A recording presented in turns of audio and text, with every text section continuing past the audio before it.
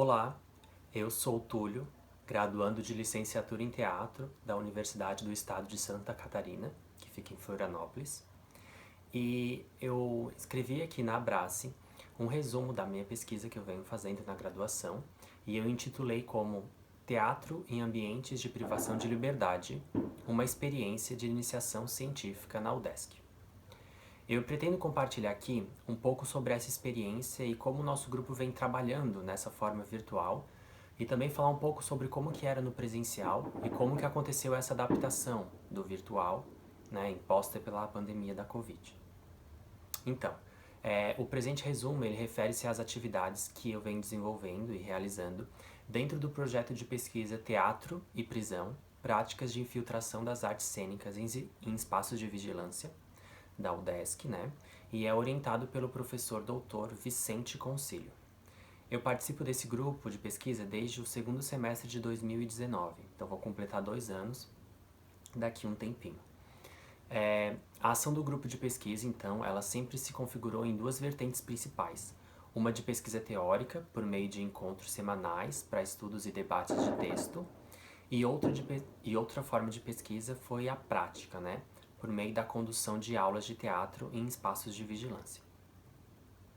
A parte de estudos teóricos, ela aconteceu primeiramente com encontros presenciais em 2019, para discussão de textos lidos a priori. Era realizado um debate sobre a estrutura carcerária no Brasil e no mundo, através da leitura e da análise de algumas referências bibliográficas. Foram lidos, debatidos, né, e fichados os seguintes livros, que eram O Vigiar e Punir, de Michel Foucault, Teatro e Prisão, Dilemas da Liberdade Artística, do próprio Vicente Concílio, e estarão As Prisões Obsoletas, de Angela Davis, e Manicômios, Prisões e Conventos, do Goffman. Sobre a parte prática, lá no segundo semestre de 2019, ainda presencial, né, eu atuei como professor de teatro no Centro de Atendimento Socioeducativo, CASE, pertencente ao Departamento de Administração Socioeducativa DEASE, de Florianópolis, com jovens em privação de liberdade. Esses jovens tinham entre 15 e 18 anos. E eu atuei junto à mestranda Laís Jacques Marques, da mesma universidade, que também faz parte do grupo de pesquisa. A gente trabalhou com jogos teatrais de iniciação ao teatro junto a esses jovens, focados nos jogos do Augusto Boal, né, do seu livro Jogos para Atores e Não Atores, e também usamos alguns jogos do Fichário da Viola Spori. E também fizemos algumas práticas a partir das nossas referências, que a gente foi adquirindo no decorrer da nossa formação. Entretanto, a atividade prática da unidade ela foi interrompida após 3 encontros, devido à falta de interesse de determinados membros da instituição. As dificuldades encontradas não foram assim de interligar necessariamente a teoria estudada com a prática teatral junto aos jovens, mas sim a resistência de alguns membros da instituição em entender o teatro como uma área de conhecimento, e principalmente de respeitar nós, professores, independentemente da nossa sexualidade, né? Nos deparamos com a realidade estrutural carcerária vigente no Brasil e os seus preconceitos. Sobre essa experiência, a gente escreveu em parceria, né, os condutores envolvidos nesse processo, um artigo que foi publicado na revista Urgimento, no número 39 da revista, e o nome do artigo é O Teatro entre as Grades do Patriarcado, Privação de Liberdade de Experiências em uma Prática no Regime Socioeducativo. E nesse artigo a gente investigou a pedagogia do teatro junto a esses jovens no setor feminino e também no masculino, com a perspectiva do entorno do processo. Então, como que as relações de poder estipuladas e visíveis, como que elas interferiram, né?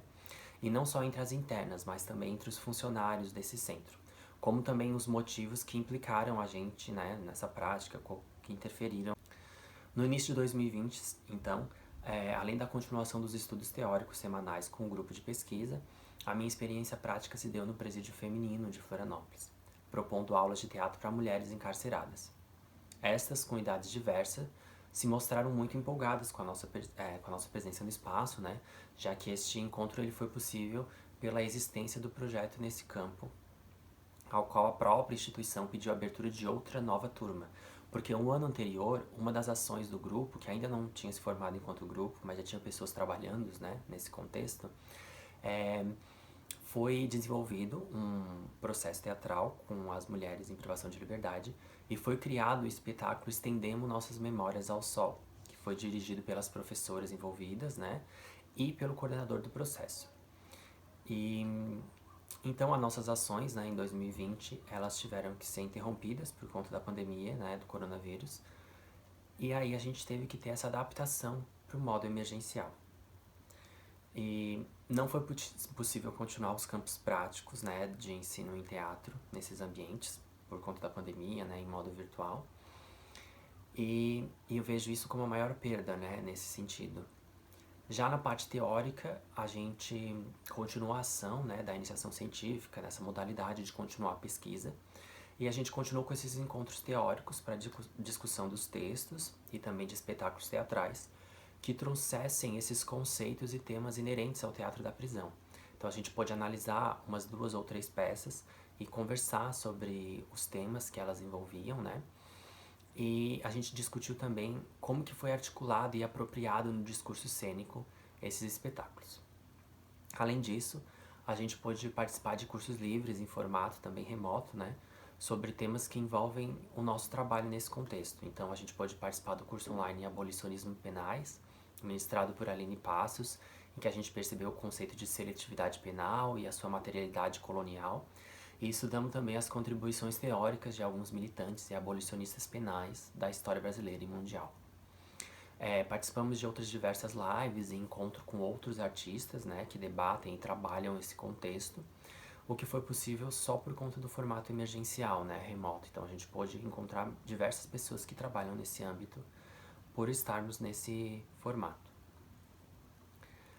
Outra vertente da pesquisa do grupo foi a participação mensal nos encontros da rede de pesquisa e atuação do Observatório de Práticas Artísticas no Cárcere e em Espaços de Privação de Liberdade, que é a união da Universidade Federal do Rio de Janeiro, a Unirio, a Universidade de Michigan, lá dos Estados Unidos, e da UDESC.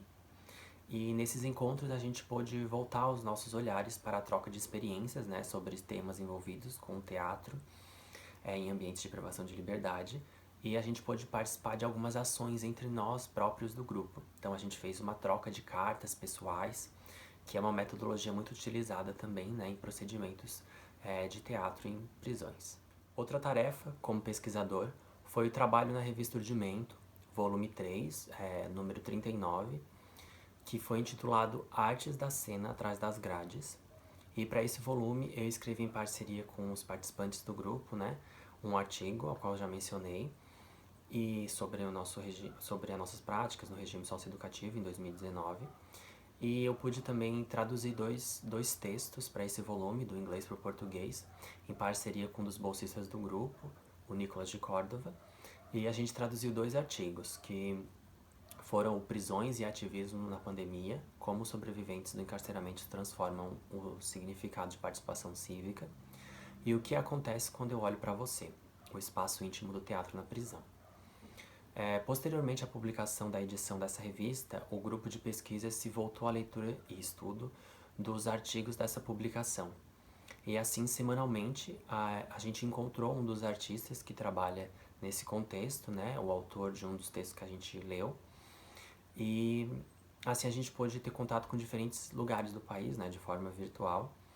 E atualmente a gente continua nessa fase de pesquisa e estudo, trocando experiências a partir de outras contribuições nacionais, né, de pesquisas em teatro na prisão.